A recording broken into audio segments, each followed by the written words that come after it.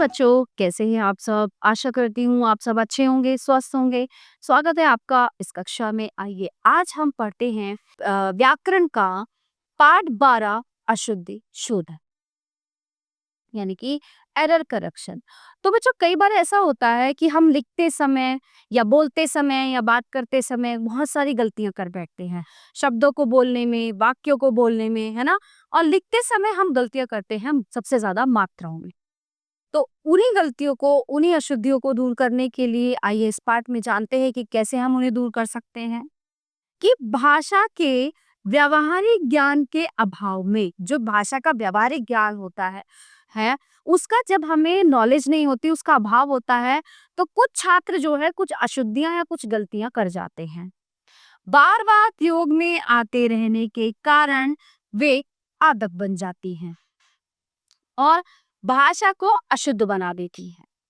तो शुद्ध भाषा के लिए शब्दों की वर्तनी सही होनी चाहिए। सही वर्तनी के लिए आवश्यक है कि हम सही उच्चारण करें।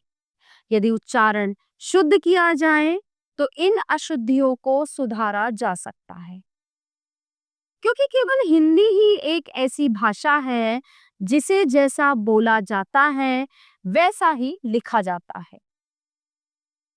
छात्रों द्वारा की जाने वाली साधारण अशुद्धियों के बारे में यहाँ जानकारी दी जा रही है। ये अशुद्धियां दो प्रकार की होती हैं, शब्दों की अशुद्धियां और वाक्यों की अशुद्धियां।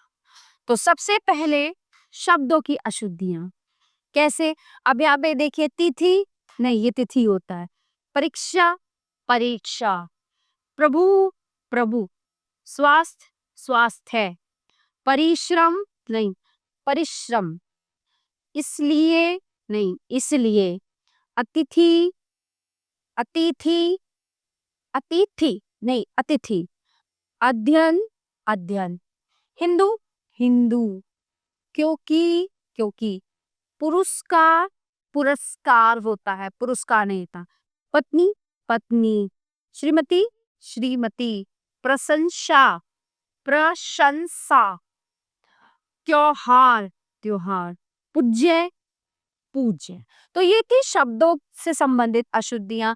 अब हम जानेंगे वाक्यों की अशुद्धियां कि वाक्यों को अशुद्ध कैसे बोलते हैं, उनको शुद्ध कैसे करना है। फिर हम खाना खा लिए हैं, हमने खाना खा लिया है। पिताजी आपको बुलाए हैं, नहीं, पिताजी ने आपको बुलाया। और नॉर्मली जब हम दिनचर्या में बोलते हैं ना वाक्य, हम त्रुटियां करते हैं, हम ये गलतियां जरूर करते हैं। हम आपसे कहे थे, हमने आपसे कहा था। मेरे को नहीं मालूम वह कहाँ गया है, मुझे नहीं मालूम वह कहाँ गया है। मुझे कहानियों की किताब ला दो, मुझे कहानियों की एक किताब ला दो। बच्चों को काट कर सेब खिलाओ, नहीं, सेब, बच्चों को सेब काट कर खिलाओ। मैंने भी जाना है, मुझे भी जाना है। ये पुस्तक मैं पढ़ा हूँ, ये पुस्तक मैंने पढ़ी है। वहां अनेकों लोग थे, वहां अनेक लोग थे। राकेश के दो बेटियां हैं, राकेश की दो बेटियां हैं।